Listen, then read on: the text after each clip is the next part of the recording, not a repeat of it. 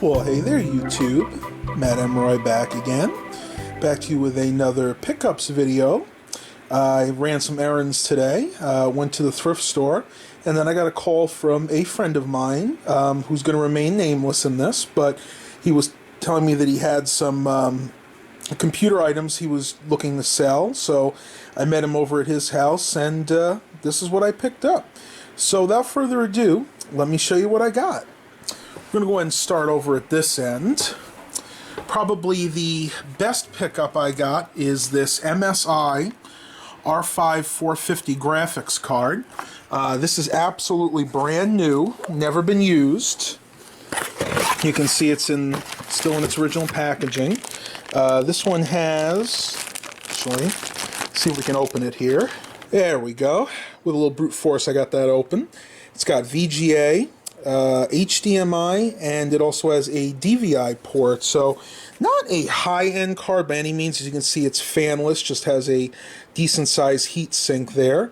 But brand new. I figured I could find a use for it. If you want to look at the specs back there, you guys can pause the video and try to read that. It is a 5450 chipset on there. It has 1 GB of DDR3 memory and 64-bit memory bus. So again, not a powerhouse or a gaming card, but definitely good enough to stream HD video with. Next, I picked up these two older AGP cards. I am not exactly sure what they are. They're not marked. This one is obviously an MSI one, just like the brand new card I got. Fan is a little dirty, but it does move freely. Caps all look in good shape. Nothing's bulging there. As you can see on front, this one has DVI, S-Video, and VGA. No HDMI in a card of this age. It does have a nice bracket back here. I guess that's to hold the heat sink in place. I've never actually seen one like that before. Again, I don't exactly know what this card is. He gave this one to me for free just because he didn't know if they actually worked. I'll probably do some research on this later, but there are the numbers. If you guys are interested, you can look that one up for yourself. Put that there for now. Next, I got another one of these AGP cards. Again, don't know what this is. Same ports on the front, DVI, S-Video, and VGA. There are some numbers back here. I believe this is an NVIDIA card. I have had other cards like this in the past, and I'm guessing this is probably something like an FX 5200 or an FX 5500. But I'm not going to commit myself to that because, again, there are no markings on here whatsoever. Next, he also threw in a network card. This one is a Network Concepts NC100 card, 10100, so decent card. And I actually do have a use for this. My Pentium 3 Gateway desktop, I believe it was the 3Com Fastlink 3 Ethernet card that's in there is no longer working, so I am going to try to get the Windows 98 drivers for this, and hopefully this will be my new network card in that computer. And he did write on here that it does work, at least as of February 16, 2011, so yay, I can finally get that computer back online. Next, I got one of these TIAC. This is a TIAC model W750R double cassette deck. Nothing super special here, but it's a decent deck. And if my camera will focus, it does have Dolby B and C. It has the different auto reverse modes. Sync reverse, I'm not exactly sure what that is. One of you guys will probably be able to tell me. Your rewind, fast forward, and stop buttons. CD sync, that only works, I believe, if you have another TIAC branded CD player. That's so you can synchronize your recordings. Dubbing, for copying one cassette to another, normal and high speed. You have your record button, pause, record mute, your counter button, and your counter reset. And then, of course, your various controls for the second deck. It has a balance knob here, which I'm going to go ahead and set that into the middle because I know I'll forget to do that when I use this for the first time. And then a big knob for your record level. Oh, and of course, last but not least, we can't forget the headphone jacks. And I might do a separate video on this. I think it'll warrant it because it's a decently built cassette deck. As far as I know, it works. I have not actually tested it yet, but the gentleman I got it from said he was going to use this to digitize his cassette tape library, but just never got around to it, so got a really good deal on that. And just to throw this in, I went back to the thrift store today and picked up another one of these Better Homes and Gardens wax melds. This one is called Under the Mistletoe.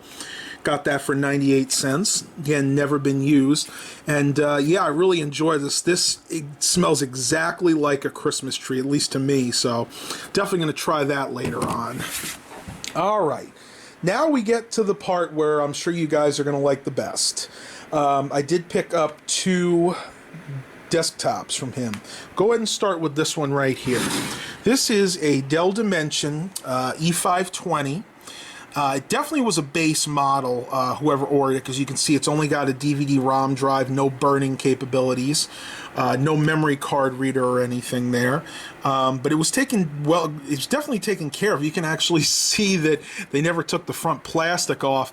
And over time, see, this is why you always want to take this off. Over time, using different USB devices, probably flash drives, it has actually started to melt the plastic around those 2 front USB ports. So before I do anything else, I am going to attempt to get this off, and it may not be very easy since it's been on there for a good long time.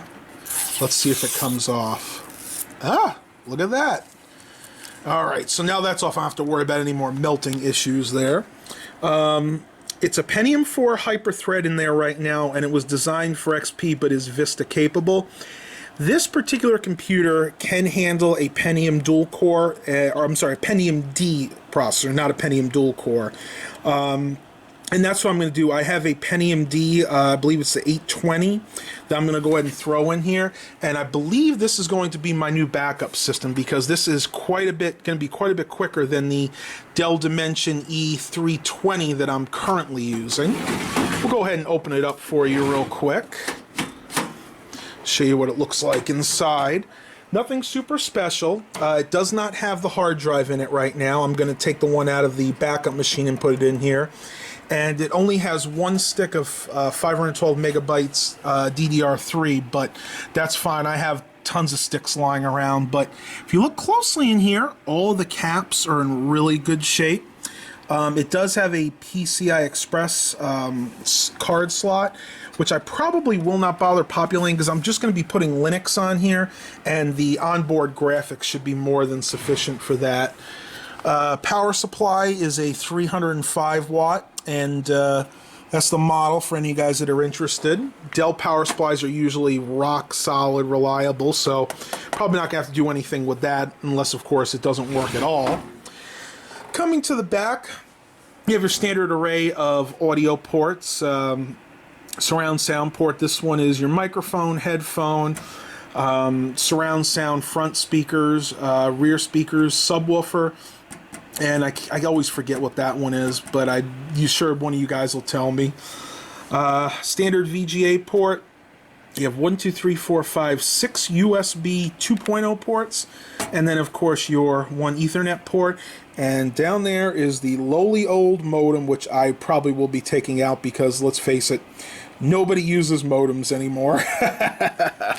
All right, and the very last thing here is a custom-made, what I like to call a hodgepodge computer. And this one, before I get into this, let me just tell you, this computer is going to be used mainly for parts. I'm going to try to salvage the case because I do kind of like the way the case is. It's got I think it's kind of a cool design, and they're using decent metal in here.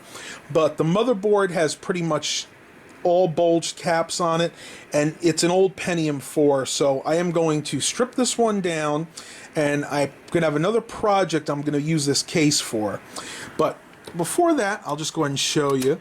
Now, I always thought this was funny. Theoretically, you could have taken the two drives here and just used the cutouts here, because this button here, blank, corresponds with the buttons here. So basically, you would push that, and then this little flap would come down when the drive door opened. But I guess whoever built it decided they just wanted to use the two bottom drives, which is bays, which is fine.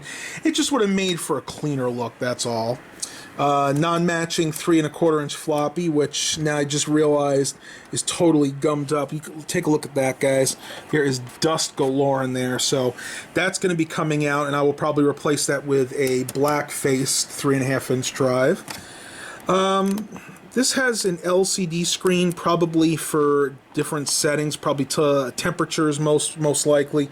Tell you what your system temp is, maybe your CPU, GPU temp. I have to try that out later on. And on the bottom here you have two USB, probably 2.0 ports, and then two audio ports. And I just realized this door is broken. I'll have to work on that later. It is running Windows XP, or at least it did at one time, because there's an XP sticker right there. And I'll go ahead and show you guys the back of this real quick. Somebody tied that there, but you can get an idea. It's got PS2 keyboard and mouse ports, some legacy serial parallel, VGA port. You have 4 USB 2.0 ports here, I'm assuming. You have your Ethernet port, and then your array of audio ports. And I think this, I'm not even really sure what this is. Let's see if we can pull that out. Oh, okay. That's to hook an external, like to hook it up to an external speaker system or to a receiver. I'll have to dig deeper in this one, because I really haven't really looked at all the different components in here. But let's go ahead. I'll go ahead and pull the side off and show you guys exactly what is in this computer. Woo! That took a minute to get the side of this case off, but as you can see inside, this is definitely an older motherboard, and those 3 capacitors right there by the CPU, 1, 2, and 3, are all bulging. That one is actually leaking, and I know I'm going to get some hate from this for not recapping this board, but you know what, guys, it's not worth my time. This is obviously an old Pentium 4 board. I don't actually have a use for this, and it takes way too much time to recap a motherboard. So please leave your comments to yourself about why am I scrapping the board. Sorry guys, just not worth my time. It is a VIA chipset on there. The memory, I believe, is DDR in here, and as you can see, the hard drive has been removed. So that's it, guys, for my pickups today. Hope you guys enjoy this video. Please remember to like and subscribe, and as always, have a blessed day, everybody.